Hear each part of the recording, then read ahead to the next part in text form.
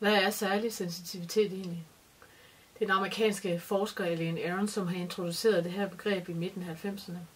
Hendes forskning det startede med at undersøge det her som et personlighedstræk, altså på lige fod med det at være ekstrovert eller introvert.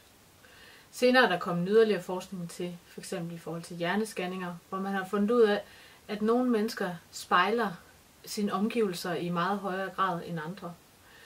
Det er også i forhold til gener, at der er nogle gener, som er mistænkt for at hænge sammen med det særligt sensitive træk, og de gener hænger også sammen med risikoen for at udvikle angst og depression. Der er også nogle biologiske forhold. Det er, at vi simpelthen er en menneskelig art, og at vi biologisk set er forskellige. Det kan også være med til at forklare, hvorfor nogle er mere sensitive end andre.